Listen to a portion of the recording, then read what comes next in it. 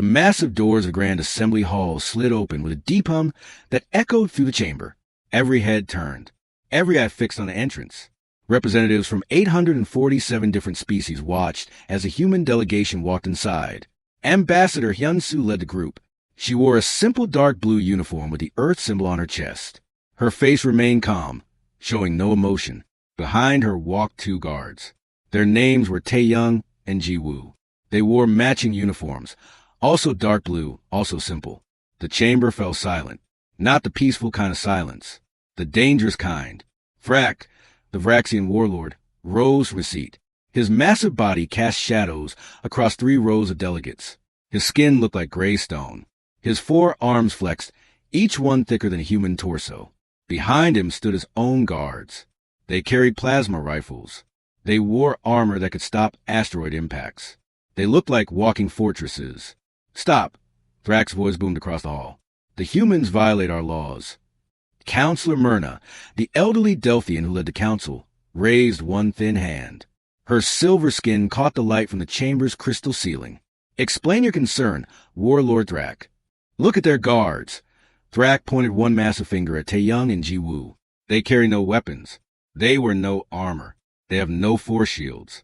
Article 47 of Galactic Law states clearly that all delegations must demonstrate adequate protection capability for their representatives. These humans mock us with their weakness. Murmurs spread through the chamber. The Korthan representatives clicked their mandibles in agreement. The Xalthus delegates hissed and nodded. Even some of the smaller species seemed uncomfortable. Tae-young stood perfectly still. His hands rested at his sides. Empty. He carried only a small metallic case, no bigger than a lunchbox. Ji-woo beside him held an identical case. That was all. Ambassador Hyun-Soo stepped forward. She bowed slightly to Counselor Myrna. "We follow all requirements of galactic law. Our guards are more than adequate." "Adequate?" Thrak laughed. The sound was like rocks grinding together. "My smallest guard could snap both of them in half. Where are their weapons? Where is their armor? This is either supreme arrogance or supreme stupidity." Several species voiced their agreement. The Nexarian ambassador stood, her tentacles waving in agitation. "The Vraxian speaks true. How can these humans protect their ambassador with empty hands? It dishonors the council's standards." Counselor Myrna studied the humans carefully. Her ancient eyes had seen many things in her 300 years of service. She had watched species rise and fall. She had witnessed wars that destroyed entire star systems. Something about these humans intrigued her. "Ambassador Hyun-Soo," Myrna spoke gently. "Perhaps you would explain your delegation's choice?" Hyun-Soo nodded. "We believe our guards meet all requirements. They are trained professionals. They are capable of protecting this delegation from any threat." "Prove it," Thrak demanded. "Show us their weapons. Show us their strength, or leave this chamber and do not return." The tension in the room grew thicker. Some delegates leaned forward in their seats. Others activated their recording devices. A challenge at the council was rare. Everyone wanted to see what would happen. Tae-young and Ji-woo did not move. They did not even look at Thrak. Their eyes remained forward, calm, patient. Tae-young was older, perhaps 40 Earth years. His face showed the lines of experience. Ji-woo looked younger, maybe 25, but her eyes held the same calm steadiness. Counselor Myrna raised both hands. "Warlord Thrak, you have made your challenge. However, Article 47 does not specify what form protection must take. It only requires that protection be adequate. Then let them demonstrate." Thrak growled. "Let them show how empty hands and small boxes protect against real threats." "In time, perhaps," Myrna replied. "But first, we have gathered here for an important purpose. The Territorial Rights Summit cannot wait. We have delayed this meeting for 5 years already. 17 systems hang in balance. Millions of lives depend on our decisions here." She turned to address the entire assembly. "I will allow the human delegation to remain. However, if their protection proves inadequate, if any incident occurs that their guards cannot handle, then Earth's delegation will be expelled. Is this acceptable?" Thrak sat down slowly. His face showed displeasure, but he nodded. "Acceptable. We will see soon enough how weak they truly are." Hyun-Soo bowed again. "Thank you, Counselor. We accept these terms." The delegation moved to their assigned seats. Tae-young and Ji-woo took positions behind the ambassador's chair. They stood at attention, their small cases resting on the floor beside them. Around the chamber, Other species guards loomed large with their weapons and armor. The humans looked like children by comparison. As the session began, whispers continued. The Corthan delegates spoke quietly among themselves. The Zalthus representatives exchanged glances. Even the peaceful Minari seemed concerned about the human safety. During the first break, several ambassadors approached Hyunsu. A Delphian junior counselor spoke softly. "Ambassador, forgive my boldness, but many of us worry. The tensions here run very deep. Territory disputes have started wars before. Your guards, they seem unprepared." Hyunsu smiled slightly.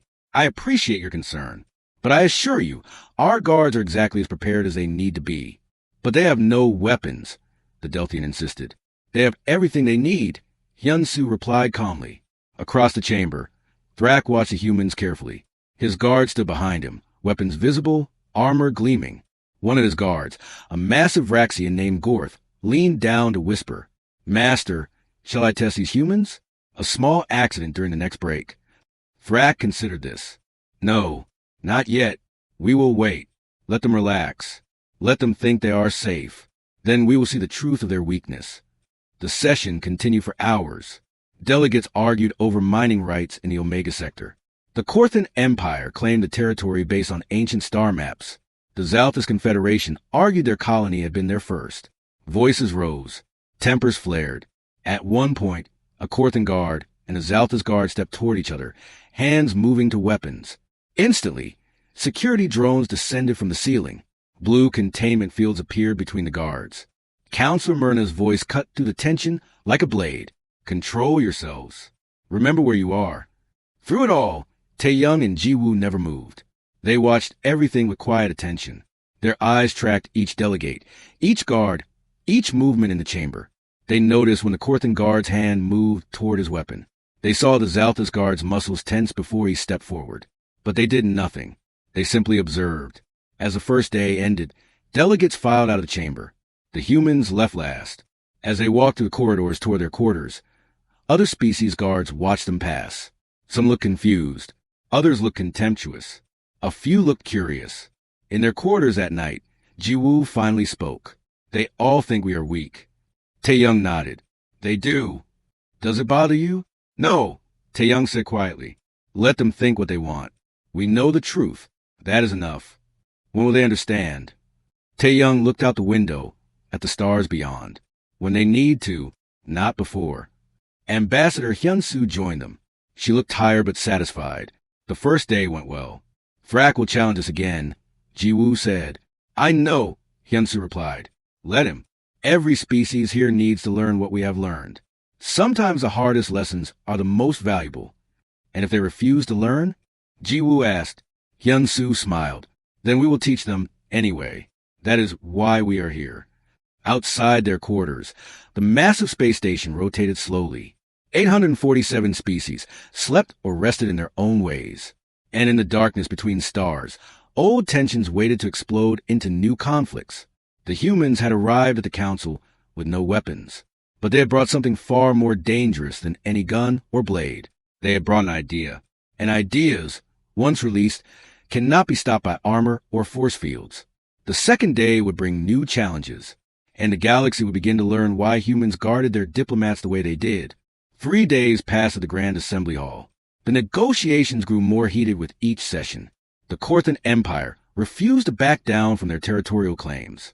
The Zalthus Confederation brought forward new evidence from old colony records. Both sides grew angrier. On the third day, something changed. Ambassador Hyunsu sat in her designated seat, reviewing data on her tablet. Taeyong and Jiwoo stood behind her, silent as always. Their small metallic cases rested at their feet. Around the chamber, tensions crackled like electricity before a storm. The Corthan chief delegate, a massive being named Vortok, slammed his clawed hand on the table. "Enough of these games. The Omega Sector belongs to the Corthan Empire. Our ancestors mapped those stars 5,000 years ago." The Zalthus representative, a serpentine female called Sistra, rose from her coiled position. Her hood flared wide, showing the poisonous spines beneath. "Your maps mean nothing. Our people lived there first. We have bones in that soil." "Then we will add more bones," Vortok snarled. The guard behind both delegates stepped forward. The Korthan guards raised their plasma rifles. The Zalthus guards activated their shock spears. Blue energy crackled along the weapon's length. Counselor Myrna stood quickly. Stop this at once. Lower your weapons. But neither side moved. The guards stared at each other across the chamber floor. Other delegates shifted nervously in their seats. Some species moved their own guards into protective positions. Hyun-Soo watched calmly. She did not call for Tae-young or Ji-woo. She simply waited. Security drones descended from the ceiling again. Their containment fields hummed to life. But this time, the Korthan and Zalthus guards did not back down.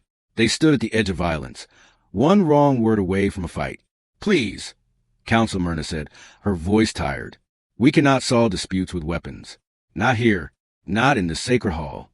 Slowly, very slowly, both sides lowered their weapons. The guards stepped back. The drones returned to the ceiling. But everyone in the chamber knew something important. They knew how close they had come to bloodshed. During the lunch break, Hyun-Soo approached Counselor Myrna. The elderly Delphian sat alone in her private meditation chamber, her silver skin dim with worry. Counselor, Hyun-Soo said softly, may I speak with you? Myrna nodded. Please, Ambassador. Sit. Hyun-Soo sat across from her. I have a proposal.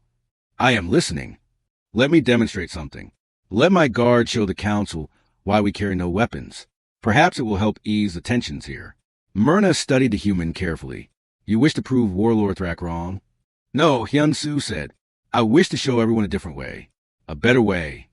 These delegates have known only strength and weapons for thousands of years. Many of them will not understand. Then we will help them understand. Hyun-Soo replied. That is what diplomats do. Myrna thought for a long moment. Finally, she nodded. Very well. When the session resumes, I will give you time for a demonstration. But Ambassador, if this fails, if your guards embarrass themselves, it will make everything worse. I understand the risk, Hyun-Soo said. We accept it. When the council reconvened, Myrna announced the demonstration. Ambassador Hyun-Soo has requested time to address Warlord Thrak's earlier challenge. She wishes to show us why human diplomatic guards carry no weapons. I have granted this request. The chamber buzzed with excitement. Delegates leaned forward. Guards shifted their stances. Thrak smiled, showing teeth like broken stones. Finally, we will see the truth. Hyun-Soo stood and walked to the center of the chamber floor. Tae-young followed her. He carried a small metallic case. The lights above focused on them, making the chamber feel like an arena. Members of the council, Hyun-Soo began. My guard, Tae-young, will now demonstrate what he carries instead of weapons. Tae-young knelt and opened his case. The chamber fell completely silent. Everyone watched to see what secret weapon would emerge. Perhaps a collapsed plasma cannon. Perhaps some new human technology that folded space itself. Instead, Tae-young removed ordinary items. A medical scanner. A universal translator device. Emergency rations sealed in silver packets. A water purification unit. And a data pad. Laughter erupted from several sections. The Korthan delegates roared with amusement. Even some of the peaceful species looked confused. This is your demonstration? Thrak called out. A first aid kit? This is what protects your ambassador. Tae-young stood slowly. He looked directly at Thrak. His voice carried clearly across the chamber. These items represent what humanity learned after centuries of war. We learned that the strongest guard is not the one who kills fastest. The strongest guard is the one who prevents violence from starting at all. Pretty words, Thrak said, but words do not stop claws or bullets. You are correct, Tae-young replied. Words alone are not enough, but understanding is. He held up the data pad. This device contains a complete history of human conflict. Every war, every battle, every peace treaty. It also contains detailed psychological profiles of every known species in the galaxy, including yours, Warlord Thrak. Thrak's smile faded slightly. We study behavior. Tae-young continued. We learn what causes anger, what triggers fear, what creates the conditions for violence. And then we work to remove those conditions before fighting begins. A Delphian delegate spoke up. But what if violence comes anyway? What if someone attacks despite your understanding? Then we use other skills, Ji-woo said, stepping forward to join Tae-young. We train for 15 years before becoming diplomatic guards. We learn medicine to heal. We learn languages to communicate. We learn culture to respect. And yes, we learn combat. But combat is our last tool, not our first. This is weakness dressed as wisdom, Thrak said, standing. His massive form towered over the humans. Real guards protect with real strength. Then let us test it, Taeyong said calmly. Let your guards try to reach our ambassador. We will stop them, without weapons. If we fail, Earth will withdraw from the council permanently. The chamber exploded with noise. Delegates shouted over each other. Some argued against the test. Others demanded it happen immediately. Counselor Myrna called for order repeatedly before silence finally returned. This is highly irregular, Myrna said. Ambassador Hyun-Soo, do you approve this challenge? Hyun-Soo nodded. I do. I trust my guards completely. Myrna looked troubled. Warlord Thrak, do you accept? Thrak's smile returned. With pleasure. My personal guard, Gorth, will participate. He is the strongest of my warriors. He has never been defeated in combat. Gorth stepped forward. He stood even taller than Thrak. His arms were thick as tree trunks. Scars covered his gray skin like badges of honor. He wore partial armor and carried no weapons to make the test fair. But his hands alone looked capable of crushing steel. The rules are simple, Myrna announced. Gorth will attempt to reach Ambassador Hyun-Soo and touch her shoulder. The human guards must stop him. No lethal force permitted. No permanent injury. If Gorth succeeds, the humans leave. If the humans stop him, they may stay. Does everyone understand? All parties nodded. Then let us begin, Myrna said. The chamber cleared. Delegates moved to the outer edges, giving space to the test. Hyun-Soo stood at one end of the floor. Taeyong and Ji-Woo positioned themselves between her and Gorth. Gorth cracked his knuckles. The sound echoed like gunshots. He looked at the humans with something like pity. I will try not to hurt you too badly. Thank you, Ji-Woo said politely. We will do the same. Counselor Myrna raised her hand. Begin. Gorth charged forward like a landslide. His feet shook the floor. His arms reached out to simply push the humans aside. He expected this to last seconds. Ji-Woo moved first. She did not run away. She did not try to match Gorth's strength. Instead, she stepped to the side at the last possible moment. Her hands touched Gorth's arm, gentle as a feather. She used his own momentum, redirecting it slightly. Gorth stumbled. Just a little. Not enough to fall, but enough to confuse him. How had such a small being moved him at all? He turned and charged again. This time, Taeyong stepped forward. He held his datapad in one hand, his eyes never leaving Gorth. You will try a left sweep now, he said calmly. Then a straight charge. Then a grab from above.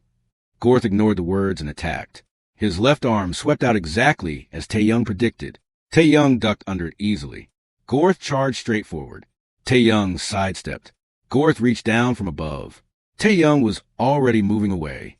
Every prediction came true. Every movement was anticipated. Gorth grew frustrated. He attacked faster, harder, using techniques he perfected over decades of combat. But Taeyong called out each move before it happened. And Ji-Woo was always there, redirecting, unbalancing, making Gorth work against himself. The delegates watched in stunned silence. This was not a fight. This was something else entirely. Something they had never seen before. Gorth began to breathe heavily. Sweat appeared on his gray skin. He had not even touched the humans yet, but he was getting tired. They were making him exhaust himself. How? Gorth demanded, stopping for a moment. How do you know what I will do? Taeyong held up his datapad. Because we studied you. We studied your species. We know how Vraxians fight. We know your patterns. We know what you will do before you know it yourself. The truth of it hit Gorth like a physical blow. He was not fighting two guards. He was fighting centuries of human learning. He was fighting against an enemy who had made a science of understanding conflict. And he was losing. Gorth stood in the center of the chamber, breathing hard. His muscles ached. His pride hurt even more. Around him, 847 species watched in complete silence. No one had expected this. He looked at Taeyong and Ji-Woo. They stood calm and ready, not even breathing hard. They had not hurt him. They had not needed to. They had simply made him fight himself. Again, Gorth growled, I will not fall for the same tricks. Taeyong shook his head slowly. They are not tricks. They are understanding. And you cannot fight against understanding. Watch me. Gorth charged forward one more time. But this time was different. This time, Gorth tried to be unpredictable. He fake left, then went right. He changed his attack pattern. He used moves from different fighting styles, mixing them together. Jiwoo moved like water flowing around rocks. Every time Gortha's massive fist came close, she was somewhere else. She touched his arms, his shoulders, his back. Light touches that threw off his balance just enough. She was not hurting him. She was guiding him. Tae-young kept watching his datapad. Numbers and graphs scrolled across the screen. Your heart rate is elevated. Your stress hormones are increasing. Your attack patterns are becoming more desperate. You're fighting with emotion now, not strategy. Gorth wanted to deny it, but he knew it was true. He could feel the anger building inside him, the frustration, the embarrassment of being played with by these small beings. You are angry, Jiwoo said softly, almost kindly. Anger makes you predictable. Anger makes you weak.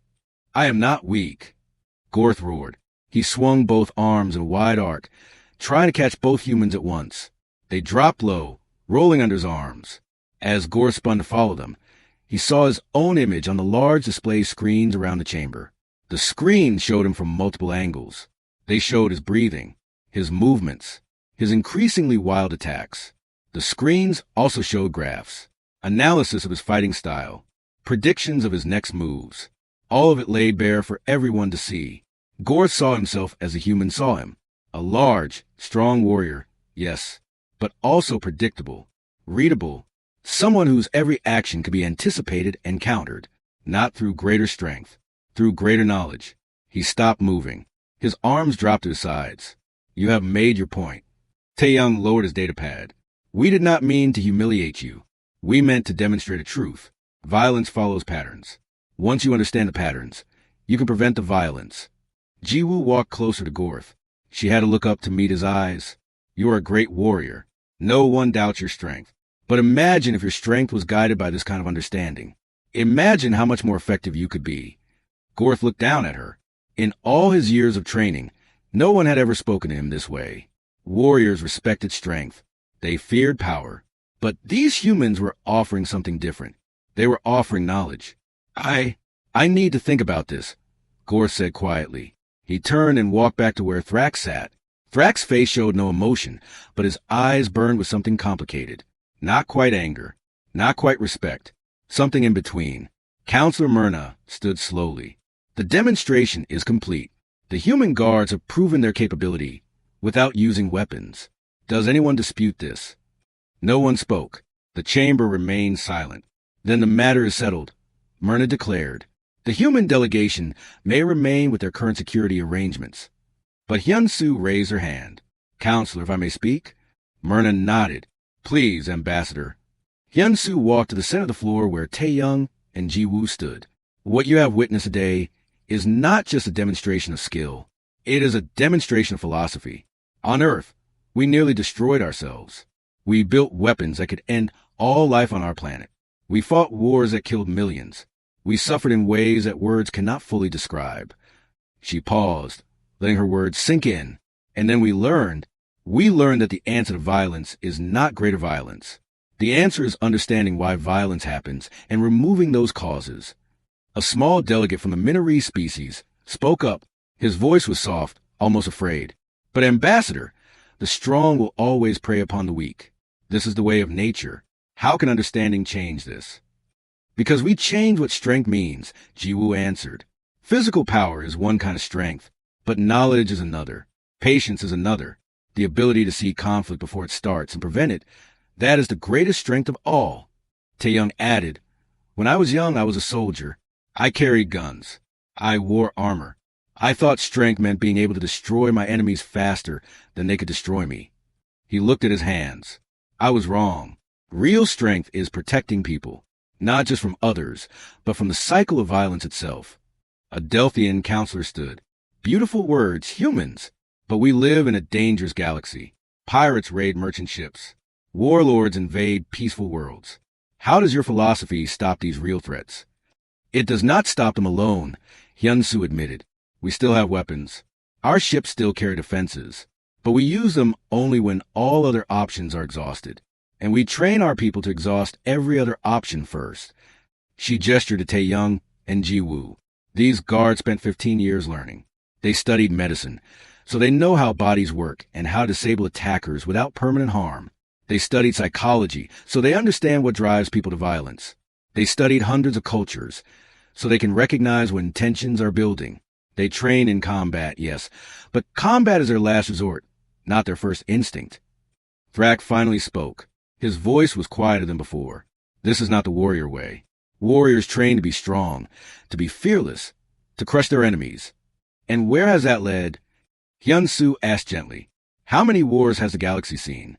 How many species have been reduced to remnants? How many worlds have been left as radioactive tombs? The chamber fell silent again. Everyone knew the answer. The galaxy's history was written in blood and fire. We offer a different path, Hyun-Soo continued. Not weakness, not surrender, but intelligent strength, wise power, protection that actually protects instead of simply threatening greater destruction. An old Korthan advisor stood. Unlike the warriors, he wore robes instead of armor. The human speaks of ancient wisdom. Our own philosophers taught similar lessons thousands of years ago, but we forgot them. We chose the path of strength over the path of wisdom. Vortok, the Korthan chief delegate, turned to look at his advisor in surprise. Elder Cromuth, you agree with the humans? I agree with truth, wherever it comes from, the old Korthan replied. Our people once knew peace. Before we conquered, before we built our empire on force. Perhaps it is time to remember what we forgot. Sistra, the Zalthus representative, uncoiled slightly, her hood lowered. My people too have ancient stories of a time before constant warfare. But we thought those stories were myths. We thought strength was the only truth. Strength is truth, Taeyong said. But there are many kinds of strength. The question is which kind builds and which kind destroys. A delegate from a small species called the Nefari raised a tentacle. But how do we learn this? We are not humans. We do not have your history. We do not have 15 years to train each guard. You have your own history, Jiwoo answered. Every species has known peace and war. Every species has members who chose wisdom over violence. Start there. Learn from your own past. Hyun-Soo nodded. And if you wish, we will help. We will share our training methods. We will teach what we have learned. Not to make you into humans, but to help you find your own path to this kind of strength. Council Myrna looked thoughtful. You offer to train guards from other species? More than guards, Hyun-Soo said. We offer to train anyone who wants to learn. Diplomats, peacekeepers, leaders, anyone who wishes to break the cycle of violence. Thrak stood abruptly. This is too much. You come here with empty hands, and now you offer to teach the galaxy? What gives you this right? Nothing gives us the right, Hyun-Soo replied calmly. We only offer. You are free to refuse. You are free to continue, as you always have. But if even one species chooses to learn, if even one conflict is prevented, then the offer was worth making. Thrak stared at her for a long moment. Then he looked at Gorth, his guard, who still seemed shaken by the experience. Finally, Thrak sat back down. We will consider it. It was not an acceptance, but it was not a rejection either. And in the council chamber, that counted as progress. Counselor Myrna stood. This session has given us much to think about. We will take a recess until tomorrow. I suggest everyone use this time to reflect on what we have witnessed. As delegates began to file out, many of them cast curious glances at the humans. Some looked skeptical. Others looked thoughtful. A few looked almost hopeful. But not everyone was pleased. In the shadows near the back of the chamber, a group of delegates gathered. They spoke in low voices, their faces dark with anger and fear. Change was coming to the council, and not everyone wanted it to come. That evening, Ambassador Hyun-Soo returned to her quarters. She felt exhausted but satisfied. The demonstration had worked better than she hoped. She poured herself water and sat by the window, looking out at the stars. Taeyong and Jiwoo stood near the door as always. But now Jiwoo looked troubled. What concerns you? Hyun-Soo asked. Jiwoo hesitated.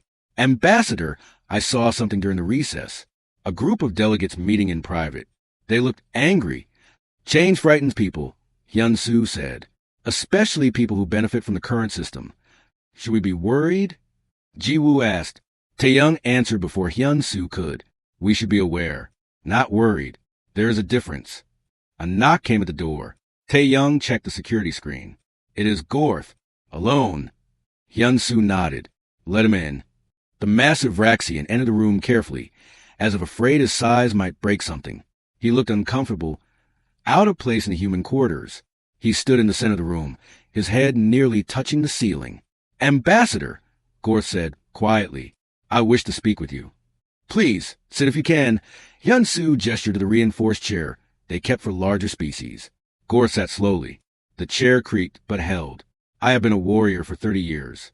I have fought in 17 battles. I have killed 43 enemies in single combat. I thought I knew what strength was." He looked at his massive hands. "Today, 2 small humans defeated me without landing a single blow. They did not hurt me. They did not even try to hurt me. But they defeated me completely." "You are not defeated," Tae-young said. "You learned something. That is victory of a different kind. My master, Warlord Thrak, does not see it that way. He believes I have brought shame to our delegation." Hyun-Soo leaned forward. "What do you believe?" Gorth thought for a long moment. "I believe I have been training for the wrong things. I have been learning how to destroy. But no one ever taught me how to protect without destroying. It is never too late to learn," Jiwoo said. "I am too old, too set in my ways." "I was a soldier until I was 35, Tae-young said. "Then I spent 15 years learning to be a diplomatic guard. I was 50 when I finished my training. Age is not the barrier. Fear is." Gorth looked at him with new respect. "You were a soldier? You killed people?" "Yes," Tae-young said quietly. "In a border war on Earth. I followed orders. I did my duty. And I carry those deaths with me every day." "Then why did you change?" Tae-young walked to the window and looked out at the stars. "Because I saw what war really costs. Not just the dead, but the living who must carry the weight of what they did.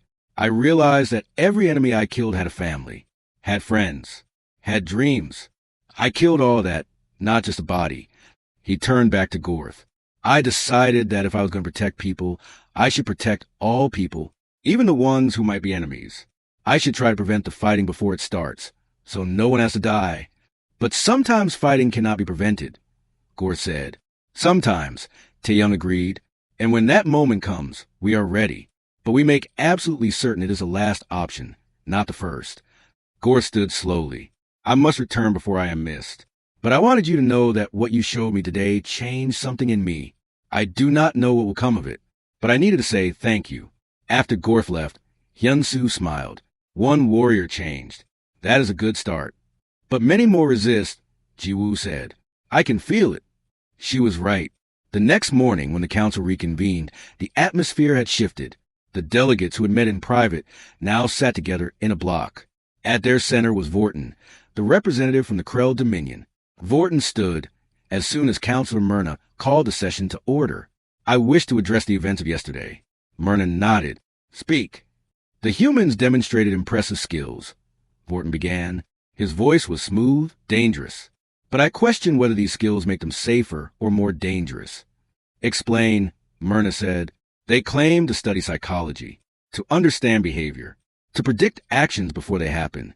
Vorton turned to face the assembly. "But is this not a form of mental warfare? Are they not infiltrating our minds, reading our thoughts, controlling our actions?" Murmurs spread through the chamber. Some delegates nodded. "They knew everything Gorth would do before he did it," Vorton continued. "They manipulated him like a puppet. Is this not more invasive than any weapon? At least with a gun, you know you are under attack. But this is subtle control. This is manipulation disguised as peace." More delegates voiced agreement. The mood in the chamber turned suspicious. Hyun-Soo stood. "May I respond to these accusations?" "Please," Myrna said, though she looked concerned. "Vorton speaks of manipulation," Hyun-Soo said clearly. "But understanding is not manipulation. When you study the weather to predict storms, are you controlling the weather? No, you are simply learning its patterns so you can prepare. Weather is not sentient," Vorton countered. "We are. You study us like we are things to be examined and controlled. We study behavior, not individuals." Tae-young said, stepping forward. "We do not read minds. We cannot see your thoughts. We only recognize patterns that all species share. Anger shows in body language. Fear causes predictable reactions. These are universal signs, not secret information. And you use these signs against us," Vorton said. "We use them to prevent violence," Jiwoo replied. If I see someone becoming angry, I can take steps to calm the situation before it becomes violent. That is not control. That is care. A delegate from the Nexus Alliance stood. But where is the line? Today you use this knowledge to prevent fights. Tomorrow, could you not use it to start them? To push us toward actions we would not normally take. Any knowledge can be misused.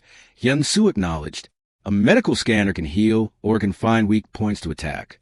A translator can build understanding or spread lies. The tool is not evil. The intention matters. And how do we know your intentions? Vorton pressed. You arrive with no weapons, which makes you appear peaceful. You defeat our warriors without violence, which makes you appear wise. But perhaps this is all a strategy. Perhaps you are more dangerous because we do not recognize the danger. Thrak, surprisingly, spoke up. Vorton makes some valid points, but I have seen no evidence of human deception. They offer to teach their methods openly.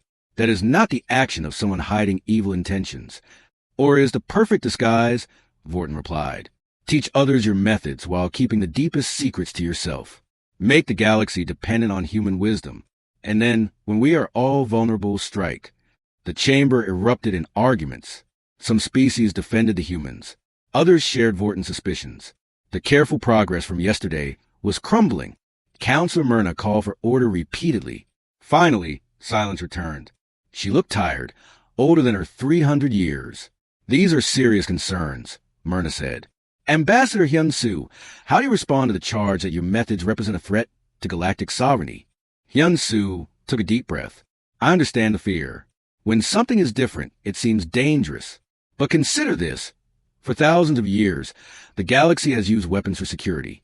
And what has it brought? Endless wars, arms races, entire species destroyed. The current system has failed. She looked around the chamber. We offer something different.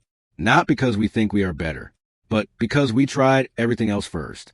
We tried bigger weapons. We tried stronger armies. We tried threats and deterrence. None of it worked. This is what we learned after we nearly destroyed ourselves. You nearly destroyed yourselves, Vorton said. That does not inspire confidence. No, Hyun-Soo agreed. But we survived. We learned. We changed. And now we share what we learned. You can accept it or reject it. But please, do not reject it because it is unfamiliar. Reject it only if you find it untrue. An old Minori delegate stood. His name was Elder Bora. He was so small that a special platform had been built for him to be seen. His voice was soft but clear. I must speak, Bora said. My people, the Minori, nearly went extinct 50 years ago. A larger species invaded our worlds. They had weapons.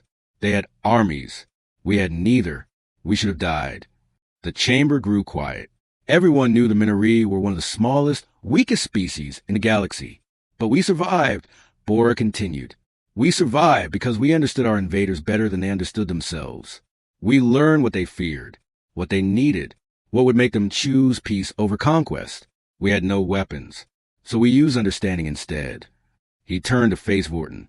The humans did not invent this wisdom. They simply rediscovered what some of us have always known. Strength comes in many forms, and the strength to avoid war is greater than the strength to win it.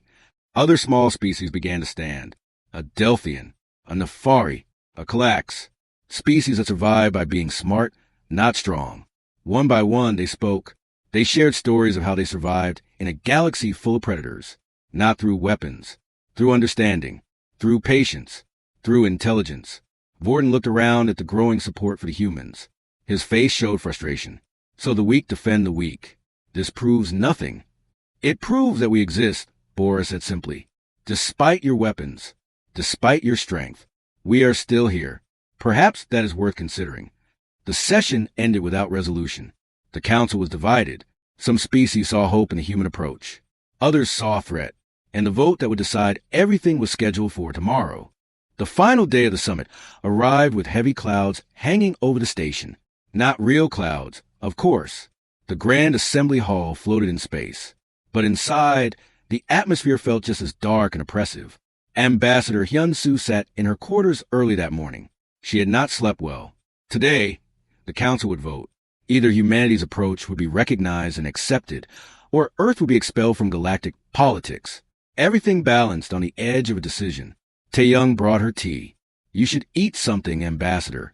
I am not hungry, Hyun-Soo said quietly. Fear takes many forms, Ji-woo said. Sometimes it looks like lost appetite. Hyun-Soo smiled slightly. You are right. I am afraid. Not for myself, but for what it means if we fail today. The galaxy will continue as it has. More wars, more death, more species destroying each other. Then we must not fail, Tae-young said simply. They arrived at the council chamber to find it already full. Every delegate had come. This was too important to miss. The air crackled with tension. Councilor Myrna looked older today. The weight of this decision pressed on her shoulders. We gathered to vote on a proposal. Ambassador Hyun-Soo had proposed the creation of a Galactic Diplomatic Corps. This corps would train members from all species in human conflict prevention methods. The vote will determine if this proposal is accepted or rejected. She paused. Before we vote, does anyone wish to speak? Vorton stood immediately. I wish to speak against this proposal. The humans offer pretty words and gentle methods, but the galaxy is not gentle. It is harsh. It is violent. Only strength keeps species safe. This proposal weakens us all. Several delegates nodded in agreement. Then Thrax stood. The chamber fell silent. No one had expected the Vraxian warlord to speak. I have thought deeply about what happened here, Thrax began. His voice was calm, controlled. The humans defeated my best warrior without weapons. This bothered me greatly. It felt like a trick, like deception. Vorton smiled, thinking he had an ally. But then I spoke with Gorth. Thrax continued. My guard, my warrior. He told me something that troubled me even more. He said that for the first time in his life, he felt truly protected. Not because someone could destroy his enemies faster, but because someone could prevent him from having enemies in the first place. He looked around the chamber. My people have been warriors for 10,000 years. We pride ourselves on strength. We conquer. We dominate. And what has it brought us? We are feared, yes, but we are also alone. No one trusts us.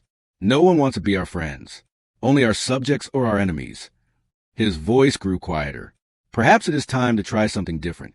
Not because we are weak, but because being strong in the same old way has not made us happy. It has only made us tired. He sat down. The chamber remained silent, shocked by his words. Then a surprising figure stood. It was Vortok, the Korthan chief delegate, the one who had nearly started a fight with the Zalthus just days before. I also wish to speak, Vortok said. The Korthan Empire has fought the Zalthus Confederation for 300 years. We have killed millions of each other. We have destroyed dozens of worlds. And why? Because we cannot agree who owns some rocks in space first. He looked at Sistra, the Zalthus representative. Yesterday, Elder Chromath reminded me of something our people used to teach. Before we became an empire, before we chose conquest, we used to say that the greatest warrior is the one who never has to fight. Sistra slowly uncoiled. She rose to her full height. The Zalthus have a similar saying. We say that the deadliest predator is the one that walks away from easy prey. The two species looked at each other across the chamber. Centuries of hatred stood between them, but something was shifting. Perhaps, Vortok said carefully, perhaps the humans are right. Perhaps we have forgotten wisdom that we once knew. Sistra nodded slowly. Perhaps we could learn it again. Together. The word together hung in the air like a miracle. The two species that had been ready to fight days ago were now agreeing on something. Elder Bora stood on his platform. The small species of the galaxy support this proposal. We have always survived through wisdom rather than weapons. If the strong species finally wish to learn this, we welcome them. One by one, other delegates stood. Some spoke in favor. Some spoke against. The debate went on for hours. Finally, Councilor Myrna raised her hands. It is time to vote. Those in favor of creating the Galactic Diplomatic Corps, signal now. Lights appeared throughout the chamber. Each delegate station glowed either green for yes or red for no. The voting system counted automatically. The chamber held its breath. Green lights appeared from the small species. That was expected. But then green lights came from the Delphians, from some of the Korthan delegates, from half the Vraxian delegation, including Thrak himself. Even some Zalthus voted yes. But red lights filled large sections too. Vorton's bloc voted no. Many warrior species rejected the idea. The military powers of the galaxy were divided. The counting seemed to take forever. Finally, the numbers appeared on the main display. 431 votes in favor, 416 votes against. The proposal passed. Barely, but it passed. The chamber erupted. Some species cheered. Others protested. Vorton stood angrily, shouting that this was a mistake. But Counselor Myrna's voice cut through the chaos. The council has spoken. The Galactic Diplomatic Corps will be established. Ambassador Hyun-Soo, you will work with a committee to develop training programs. These programs must be adaptable for all species while maintaining the core principles you have demonstrated. Hyun-Soo stood and bowed. We accept this responsibility with humility and hope. There is one condition, Myrna added. Humans may lead the initial training, but leadership of the Corps must be shared. No single species will control it.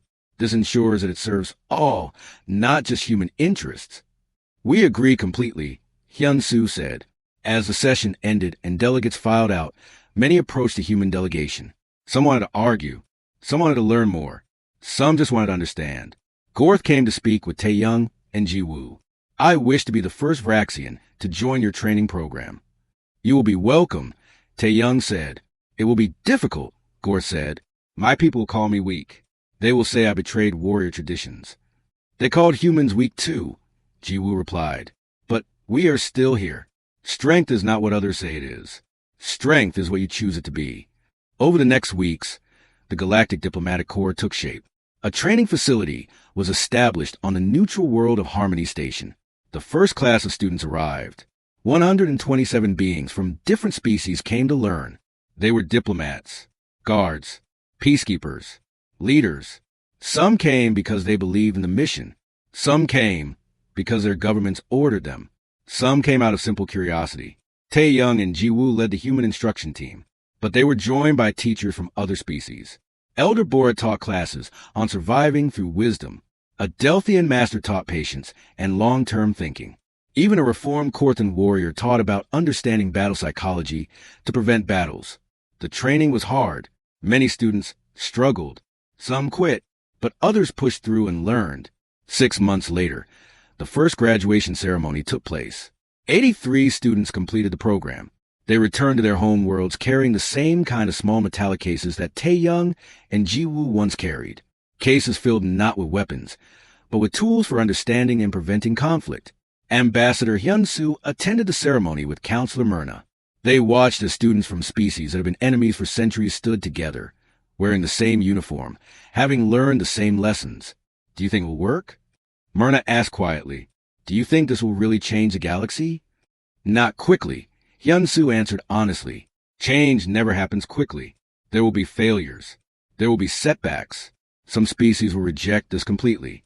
Some conflicts will still turn violent. Then why do it? Hyun-Soo smiled. Because even one prevented war saves millions of lives. Even one avoided conflict prevents untold suffering. We cannot save everyone, but we can save some, and that is worth everything. On the stage, Gorth received his certification. The massive Vraxian held the small certificate carefully in his huge hands. His face showed something unusual for a warrior, not pride in conquest, but pride in growth. Thrak sat in the audience, watching. When Gorth looked his way, Thrak nodded once, slowly, a gesture of respect from a warlord to someone who chose a different kind of strength. In another section, a young Korthan and a young Xalthus stood side by side. They had been enemies by birth, but they had become friends through learning. They would return to their people and show that peace was possible. Tae-young and Ji-woo stood at the back of the hall, watching their students graduate. They looked at each other and smiled. We did it, Ji-woo said softly. We started it. Tae-young corrected. The real work begins now. High above the ceremony, visible through the clear dome, stars filled the darkness of space. Thousands of stars. Millions of worlds. Countless species living and struggling and fighting and dying. The galaxy had not changed overnight. War still existed. Conflict still threatened. Violence still erupted across the stars. But now, scattered across dozens of worlds, there were people who had learned a different way. People who carried no weapons but held knowledge instead. People who understood that the greatest victory was a battle that never had to be fought. And slowly, very slowly, that understanding began to spread. Years later, when historians look back on this time, they would mark it as a turning point, not because violence ended. It did not. But because for the first time in galactic history, a significant number of species chose to study peace as seriously as they had always studied war. The humans had come to the Galactic Council, carrying no weapons, and in doing so, they had given the galaxy something more powerful than any weapon could ever be. They had given it hope.